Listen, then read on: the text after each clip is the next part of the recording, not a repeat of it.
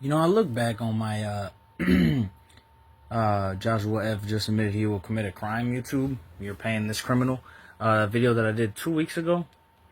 And, I'm just sitting here watching it for like the fifth time or something, and I'm looking at it. It's so funny that this kid will always come back to comment, but he's too scared to leave a phone call with me.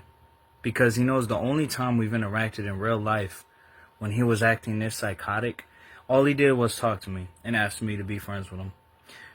2018 at Centennial Park. Come on, bro. To act like this is so cringe and white. It's sad. I just love, though, that he tries to flip what I'm saying and say, oh, but all this you're saying about me is, it's happening to you and freaking not me, and all that stuff you're saying about me. No, it's not me that's having that happen. It's you. It's funny because he says he has a whole wife and a whole family and talking about like he doesn't talk to me or whatever. But yet he does. He has me blocked on all of everything because he doesn't want to talk to me and he doesn't like me and all this. He commented. Is he an idiot? Like what? It's clear that this dude lacks intelligence. And then the fact that this dude talking about like that I care so much about him. He does realize that, okay, let's just say for an example, if the overweight one is still commenting and stuff, obviously they're still talking about me. Obviously, it's something with them that has to do with me. Somehow, some way, they're trying to get at me. So let's just say for an example, if the fat one is instigating this and encouraging this, which is expected, if he's the one who's starting all this and Joshua's not doing anything, and it's just the overweight flea that's been doing all that, the X Deadly's clone, the second one, if that kid with the Y and the X in his name, and since he has X in his name, so X Deadly's clone, if he's the one who's encouraging it, and Joshua's not liking that I'm making a video about Joshua's best friend brother, which is a little weird that he calls everyone brother still, but whatever, I guess Joshua's into that. Anyway, though. And then all the fake likes on this whole thing is so sad, too. But anyway, and saying that I'm tagging him and stuff. I just love the way he talks when he acts hard and when he's on the internet. When he's all like internet thug and, freaking keyboard warrior. But when it comes time to, get that phone call going, let's talk business, he's not there for it. He's not ready for it. It's so funny. I even did the invitation, too. The fact that he acts like he had no time to do any of that. He's gaming, bruh. He's obviously video gaming. He's trying to hit clips on Call of Duty. And it's like, bro, you are not doing anything more important. You will never do anything more important than this. This is the most fame you will ever get in your entire lifetime, Joshua. This is your 15 minutes of fame. This is what it is. This is all it ever will be, because you are not going to get to those points that you think you're going to get to. You can, try to reap the benefits of other people, but you will reap what you sow. You can try to leech off the fame of other people. You could try to get your own gain, but someone like you needs a lot of help to do that, and that's what you've been getting this whole time. So you think that now that you asked someone for all these fake subscribers, you did it yourself, whatever, however, whatever, all of a sudden that you think you have it all. I see Velocity's fake numbers too, but like, what does he have to do with the situation? Yeah, he has something in common with you in comparison. But like, let's just be realistic. If you were at that level, you would do a business call. You have no reason, all excuses, to not call me on the phone and leave it behind you. You want to know why? Because that guy's in your mind. And that dude is manipulating you. The overweight one, that dude is manipulating you. The one that lost to me in Black Ops 3. He's making you think all this stuff and try to keep it going. I mean, shoot, y'all talk like each other. Like, come on now. It's all just like disabled stuff, but let's be completely realistic. I see through your tactic. Let's be completely realistic. I see through your tactics. I see through everything. I could read y'all like a book. Y'all can't act like I don't see what y'all are doing. You think y'all know everything about everything. Just because, like, your whole plan of getting back at me Joshua, I know who you are. I've seen you in real life. I've been around you in real life. You are not this person. You are not that guy, pal. Just because you start working out and freaking, you know, you're around people, oh my gosh, you're intimidating now. Oh man, your ego's just way over the roof. It's freaking skyrocketing, and oh my gosh, you're freaking coolest dude on earth now. But nobody knows, you know, who you are, so but yeah, so let's just you know, since this is a criticism video and completely getting into facts and facts only. I've already said this, you know, the fact that he will never bring up proof, evidence, documentation, paperwork, screenshots, screen recordings. There is only one video that he can show of any type of proof, evidence, anything. There's one thing he can show, and that is the video of 2018 Centennial Park when he was talking to me the whole time. And I didn't fight him then. Was I there to fight him? No. I was there to see what was good. And you want to know why he will not show that video? You want to know why he deleted the 2019-2020 Modern Warfare 1v1 that I had with him and Razor Wire with him? And we both won. He didn't win with marksmans. He didn't even do snipers. So if we both know he lost against me and someone else that was around me, and if we know why he never uploaded that video, even though it was recorded apparently, we know why. And why do you think it is? Because he talked to me the whole time. If he says I'm wrong and wants to and says he can disprove that, show the video. Simple as that. The only evidence at all that he could have is that, and even then he doesn't even want to show that, because he knows exactly why he was scared to do anything at that time. And it wasn't even about fighting. It wasn't even about anything. He was going psychotic and wants to blame me for everything that's been happening in his life. Everything that's been going wrong in his life, he doesn't even realize that he's the problem. He sees everyone as a problem but himself. And instead of being like a normal freaking human being, he wants to drag his problems on.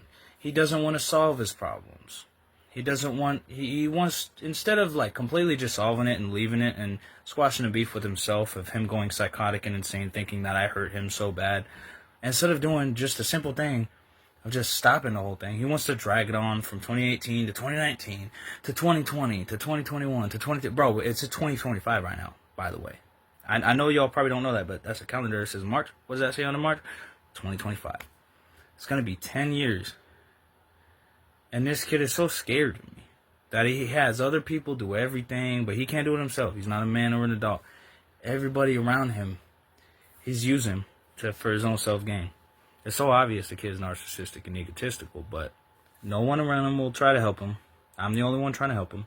And if his family's trying to help him, they're actually part of the problem of making him who he is today, along with some people from the past, like bullies and stuff. But now he's the bully because of everything that's happened. And how he got there is because of obvious reasons.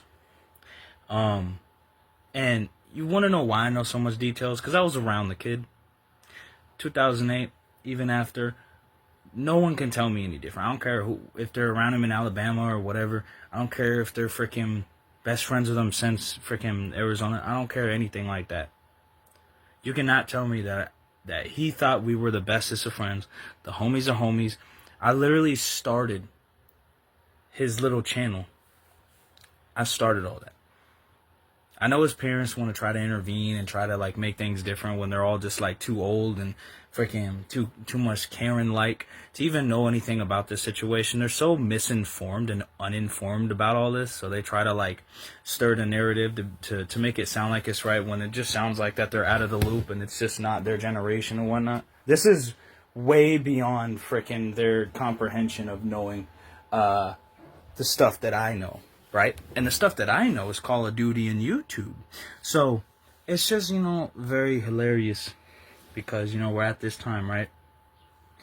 Where, at this point, it all breaks down to he tries to compare his numbers, to take it to competition, loses at showing real numbers, It's the same people he's been, like his same like 2 classmates that comment on his stuff to this day.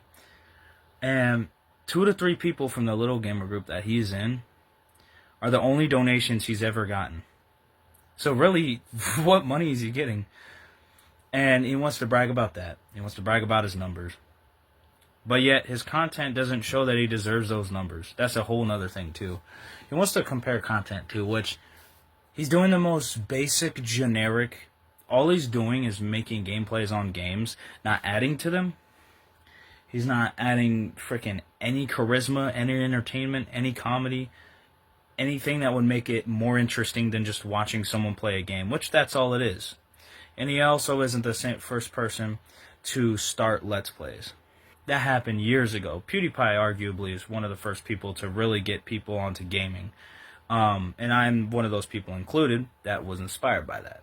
And the kid's so spoiled and freaking everything. And he's always been given stuff his whole entire life. And because, you know, everything, that's why he is the way he is now. Snotty rich kid, whatever. Freaking brat. And that's all he really is. He's a child. The kid's a child, and he always will be until he's grown up to that point, because his parents will always help him. Everybody will always help him. And he can't even talk for himself. That's why he hasn't called me, because his parents are probably grabbing his phone every time he's like, all right, let's get this over with. No, and, you know, all that other freaking, no, you can't do this. And then the parents grab the phone, or the mom mainly. So this is, you know, that's what it comes to. Because of the drama in their house. You know, I was around in their house. I know what's happened. And like I said in the video, I know what's happened in real life. I was around the kid. So, I know what there is to know when he's trying to make all these points and try to say that I'm wrong and this and this and that.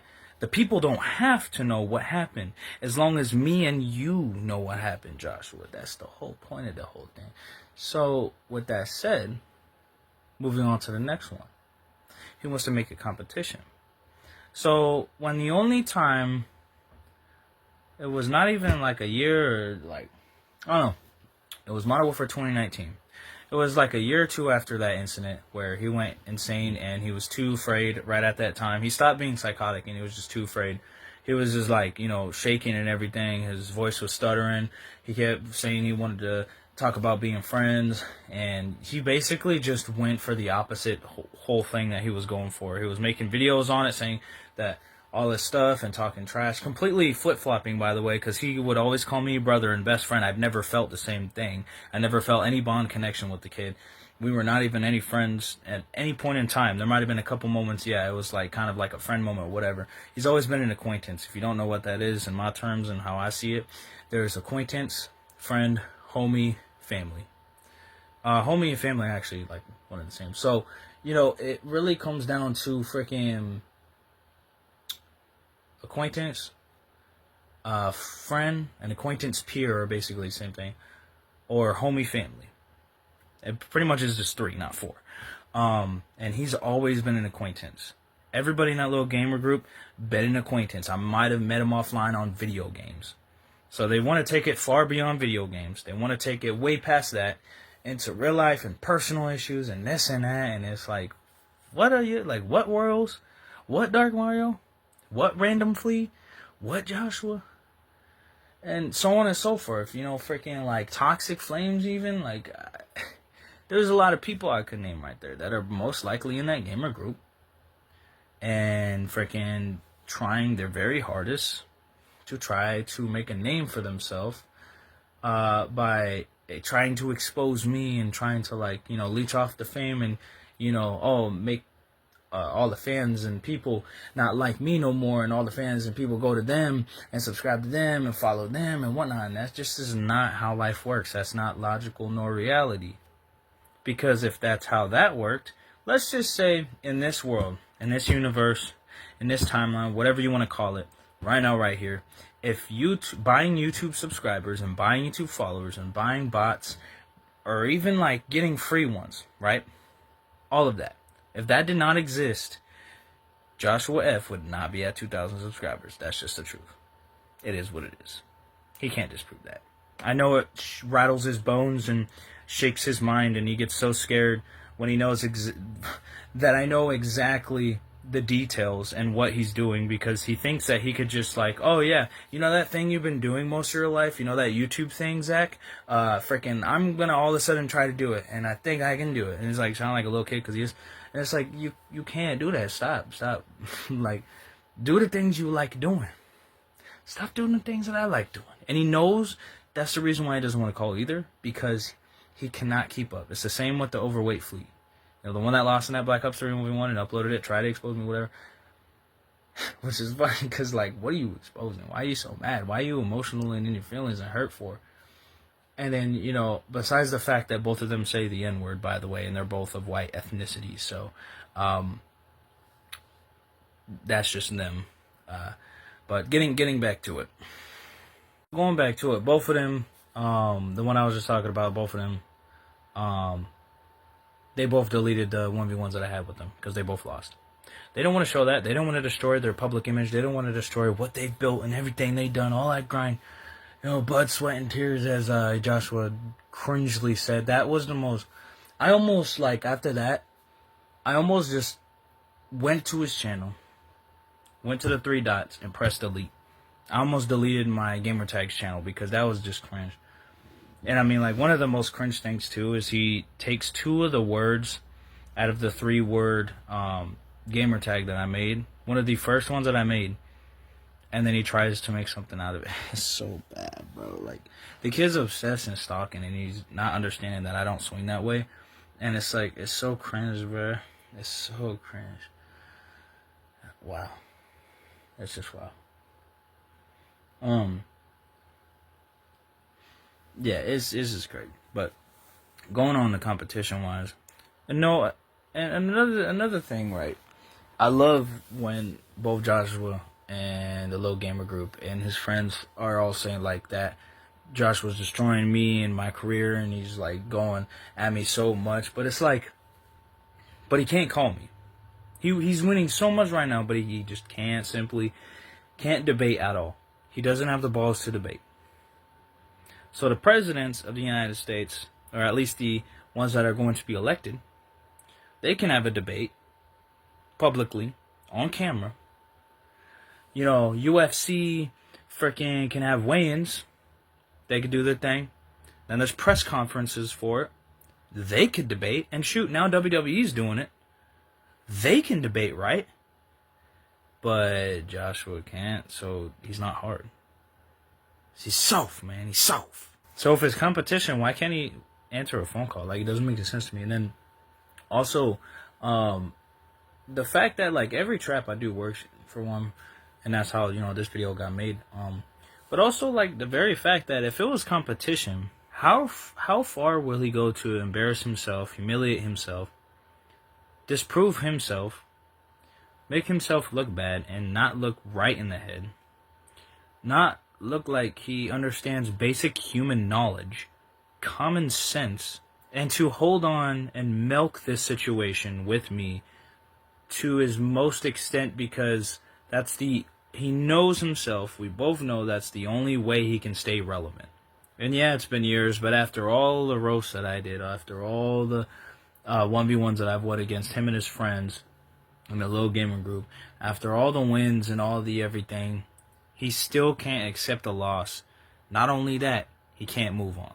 It's pretty hilarious that the dude is getting paid to be a criminal from YouTube. Like, YouTube and Google, you yourself are paying a criminal to say he will commit a crime.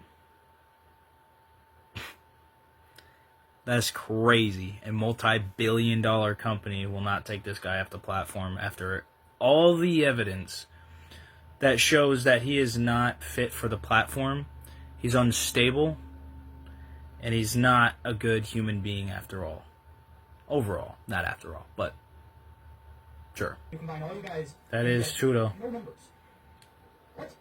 When you look on social media that isn't YouTube, there's no numbers at all, but the kid bought himself so many subscribers, and so many bots for everything else. It's so weird and sad. It's like, okay, but how are you going to say that you're at this part? But, like I said, the numbers gotta show. I'm just elaborating here. Some people really need to just do the things that they like and not try to get revenge on others and try to be better than others, and really should just do what they're good at and stick to that. The definition of insanity is the same thing over and over again.